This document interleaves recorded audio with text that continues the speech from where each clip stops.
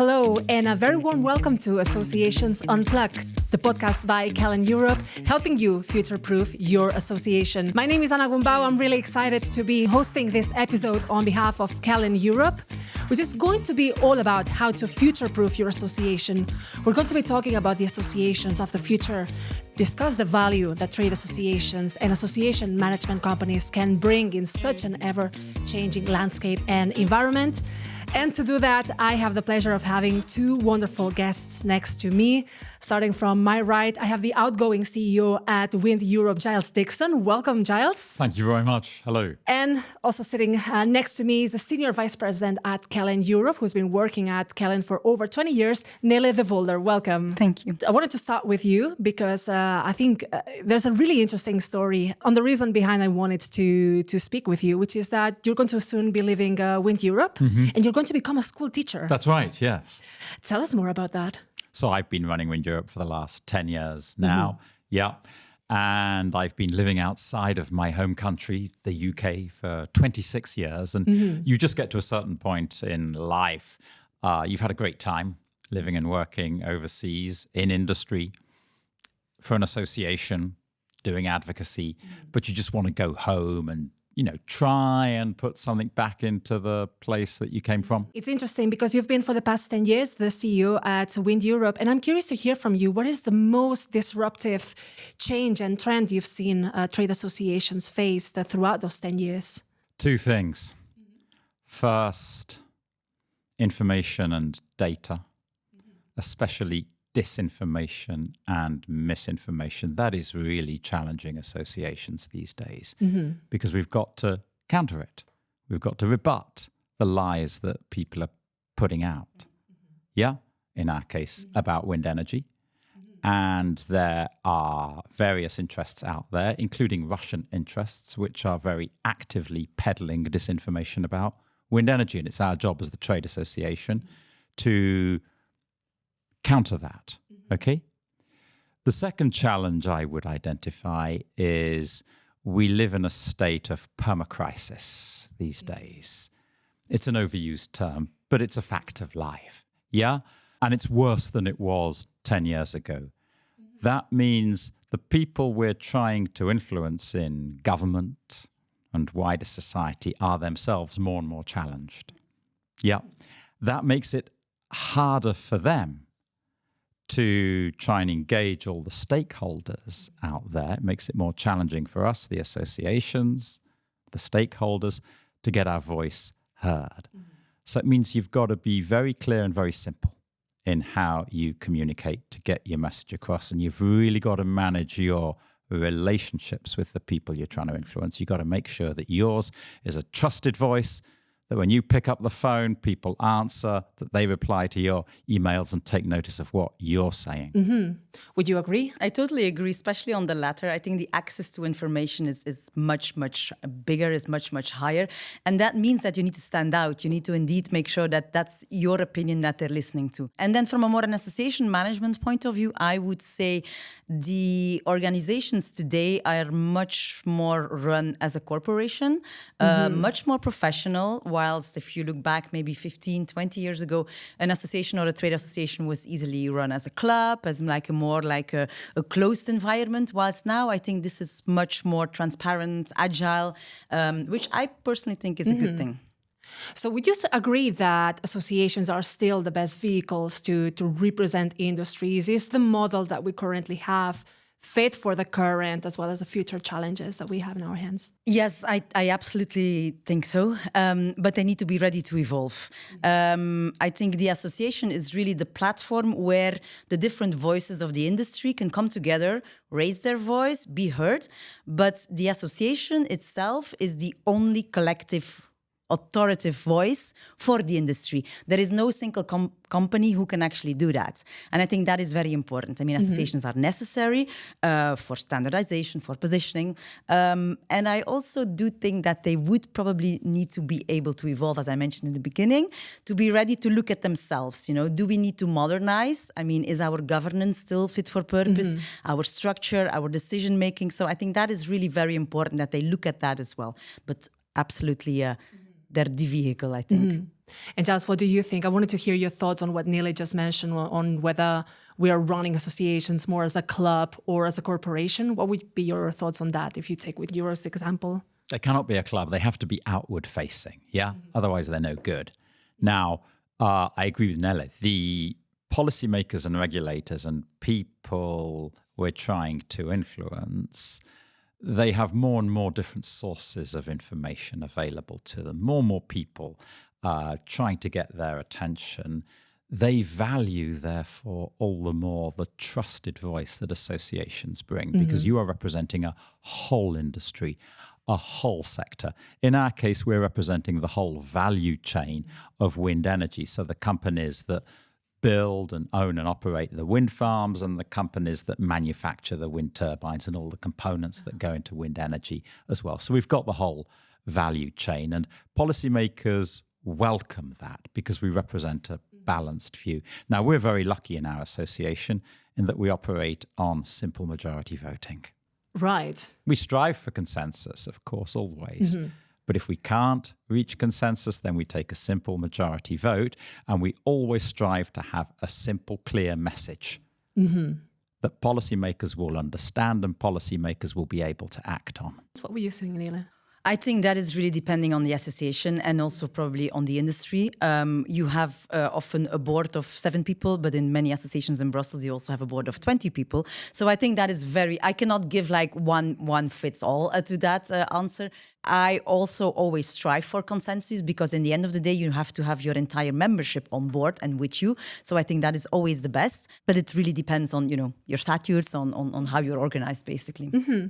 Because also, if we take one of the 2 big challenges that you've mentioned, Giles, which is the state of perma-crisis that we're living in. If we look at the past couple of years, we've seen the wind industry weather, no pun intended, huge challenges in terms of supply chain disruptions, etc. And I'm curious to hear from you, how have you managed to cope with those challenges, to stay relevant, or what's maybe a particular move that you think has paid off? Yeah, the European Union recognized that our industry was struggling. Our costs had gone up with COVID, inflation, post-COVID, especially in steel and other commodities that are part of the input costs of wind energy. The revenues hadn't gone up by as much, so many of our members found that they were losing money, and really struggling. And things were getting quite existential. And the European Commission was trying to help with new legislation, in our case, the Net Zero Industry Act. But you know what happens when the EU tries legislating on something? It's slow. You don't necessarily get something sharp and crisp that really does what it's setting out to achieve. And we went to the European Commission and said, perhaps quite boldly, look, you're trying to help us, but your legislation doesn't work. We need urgent action with tools you already have at your disposal. Don't waste time bringing in new legislation. Okay, go through the motions on the Net Zero Industry Act, but we need urgent help now. And they listened, and they put together a package of 15 measures that could be taken immediately, involving the spending of some EU money. The European Investment Bank made a contribution as well. Using existing rules, for example, to enforce a level playing field between the European turbine manufacturers and Chinese wind turbine manufacturers. And they put all those things together in something called a wind power package. And Ursula von der Leyen, the president of the Commission, announced it in her State of the Union speech in September 2023. They adopted a package of measures. The Commission did 15 in total. The member states endorsed it, our industry endorsed it, and they have been implemented, and that has rescued our industry. But I suppose the bold move was just to say to the Commission, look, your legislation is nice, but it ain't going to help us. We need something immediate that is direct and gives us this support, and we identified exactly what we needed, and they responded. They were acting outside the box, perhaps so were we. And that's where the credibility of the trade association and of its leaders plays out, right? You've got to explain exactly what problems you're facing and how those problems can be solved. And you've got to think what's in the toolbox of the government I'm trying to lobby, in this case, the European Commission, and play accordingly. And what would you say there are some things that maybe you've tried during your tenure, during your leadership, that have not necessarily worked, in terms of what are some mistakes that you think that your future successor can learn from? So in 2020, the first year of COVID, we tried to do a fully digital event. We do an annual event every year. It's a combination of a big exhibition, trade fair, and a big conference with policymakers, CEOs, and so on. We get 16,000 people every year. It's a big thing for us, big source of revenue for the association as well. Late 2020, we were due to do our annual event, had to be digital. We thought, well, maybe this is the model going forward. And we put a lot of time and effort into trying to make it work. We even tried to make a digital trade fair. Yeah.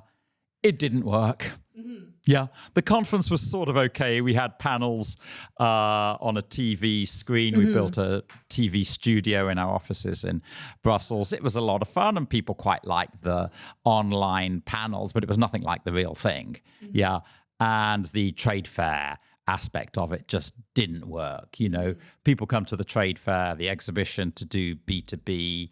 Yeah, and online, you just can't replicate that. And so as quickly as we possibly could, we went back to doing things in person. Sure, this is indeed where the human factor, the one-on-one aspect plays out, right? Nele, related to that, then where do you see the digital tools playing up in the future of associations? I would say, first of all, obviously in communications. I mean, it allows to communicate in a much more dynamic way with your members, in advocacy, digital campaigning, and also obviously also in administration. There's an administrative burden that can be released through the use of digital tools. I think it's something that we're getting into. In some associations, a little bit easier than in others, but slowly but surely, I think it's a matter of trust. But I'm pretty confident that we're going to continue to increase that. It's difficult to keep up, right, with all those digital innovations. How do you feel also, for instance, Giles, about it, the rise of artificial intelligence and how is it applied to policy work? Is that something that you use in your day-to-day life?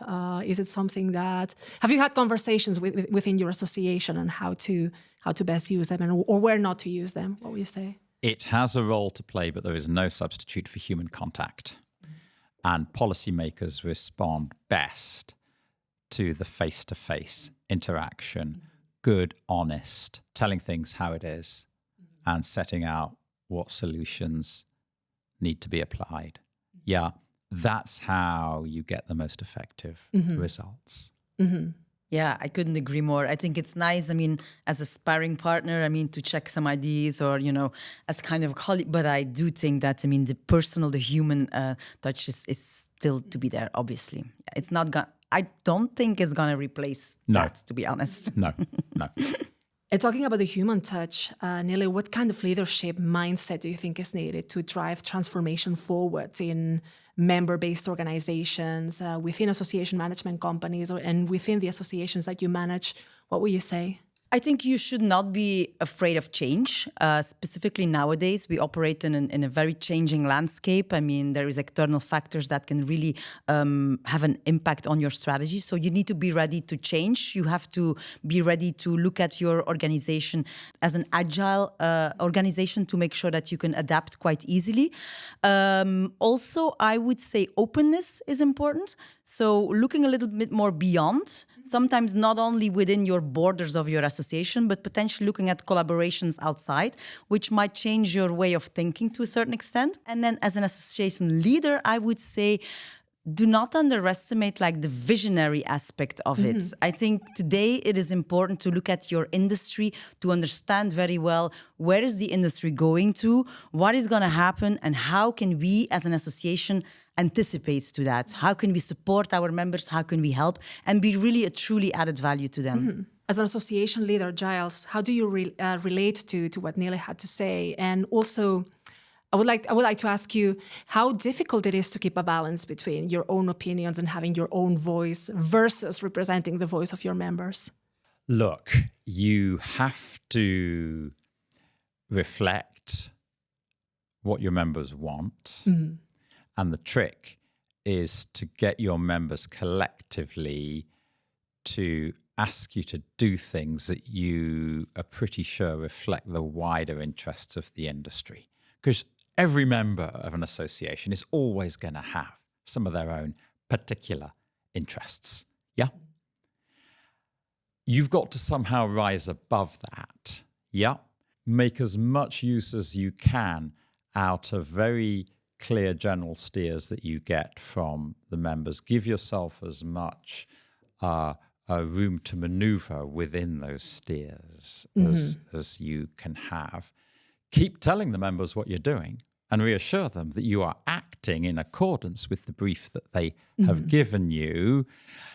But you can't keep going back to the members to clear your lines for every meeting you go to.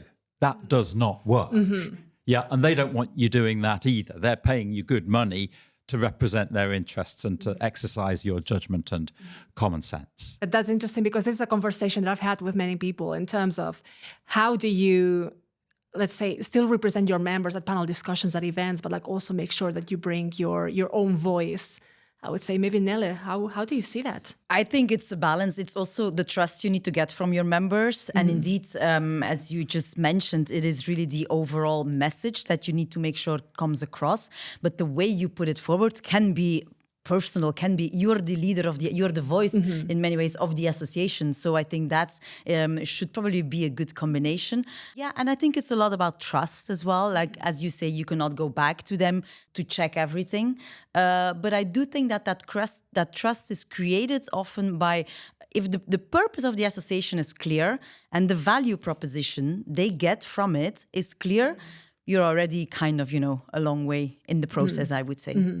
We're talking about future-proofing our associations, future-proofing the way we represent our industries. What is the risk of not changing? What happens if associations stay exactly as they are today or as they were just a couple of years ago? Yeah, I think the big risk is maybe there's three things, I would say. It's in terms of perception, like a slow defensive organization might be perceived as not a valuable stakeholder, so reputation-wise, by authorities, by ally associations, by stakeholders, and also by its members. I mean, what is the value proposition? I mean, they will question that, and that's not what you wanna have. And I think the third one would probably be in terms of talent, like a risk for talent.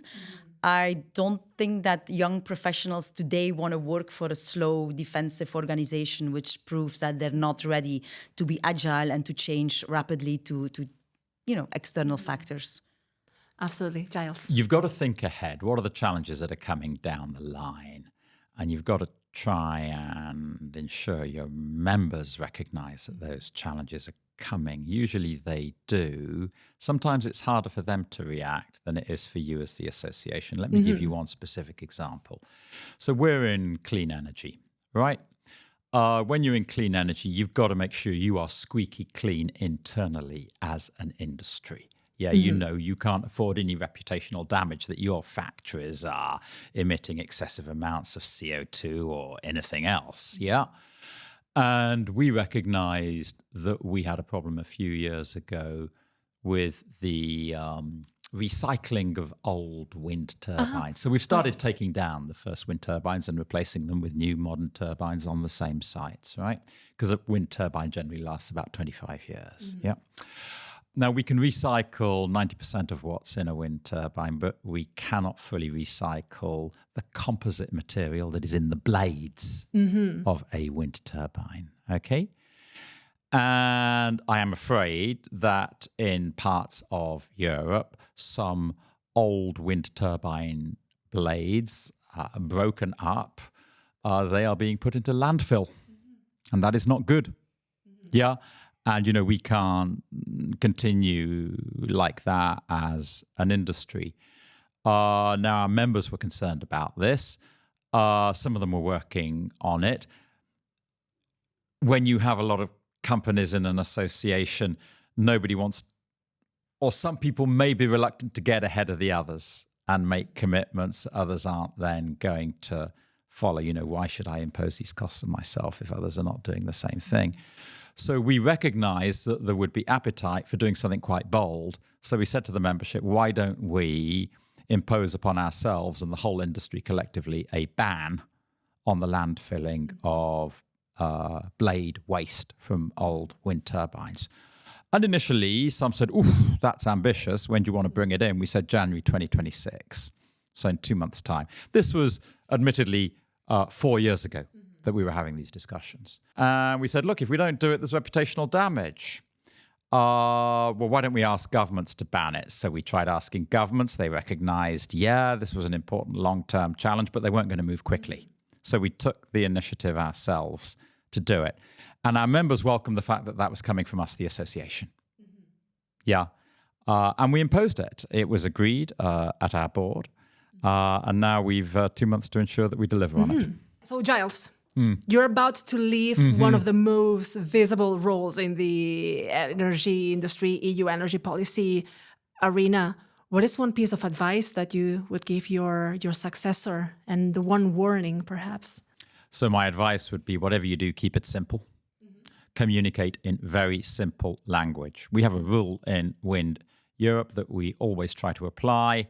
Whenever you're talking about wind energy to anybody in government, in a parliament, any external stakeholder, you imagine you're in the pub on a Friday night and you're talking to your friends about wind energy, and that is the language you use. There's nothing fancy, no long words or long sentences.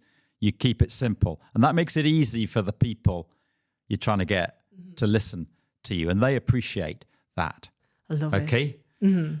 My warning would be, never try and please all of the members of your association all of the time, because it's impossible. It won't work. You have to take some judgment calls yourself. And you can't manage that so long as you always show the members that you are fair. And there's no bias towards any group of members, any part of the value chain within the membership. What is something about leading a trade association that you're really going to miss? I think the esprit de corps that comes from representing a whole industry. We have 600 members. There are 370,000 people across Europe who work in all sorts of different roles in wind energy. And when you're representing them all, it gives you a certain pride, of course. It gives you a real sense of responsibility. There's a whole industry here banking on you, but you know that within that industry, everybody's backing you to do the right things for wind. It's that esprit de corps in the industry. And I'll be very honest with you, we are battling against fossil fuel interests. We're battling against Russian interests that I mentioned earlier. We're not afraid to admit that. And knowing that there are other people out there who don't want the expansion of wind energy that we want, and by the way, that the EU and governments also want in Europe, knowing there are people out there who don't want that actually strengthens the solidarity within the industry. And that gives everybody in our association a real buzz. And what is something that you're not going to miss at all? I think the often complex and arcane rules and procedures that exist in Belgian law concerning what charitable associations can and cannot do and how they have to function. All right, so to wrap up this episode, since the topic is future-proofing associations, let's imagine that we have a toolkit on how to future-proof your association, that we have a little suitcase and we can add 3 tools there, like 3 things that can help you future-proof an association. What 3 tools or what 3 things would you be adding there? Maybe I can start with you, Nele. Well, I think it's important to look back. What are you doing? Where are we going? So I think the tool, if you want to have a tool or a tactic, is probably like strategic planning, strategic advice. Make sure that you look at your organization with a critical mindset to be sure that you represent all of your members, as you just mentioned. I think that is very important. The SME, but also the big company, their needs might be different, so you need to make sure that for all of them there's a certain value proposition in it.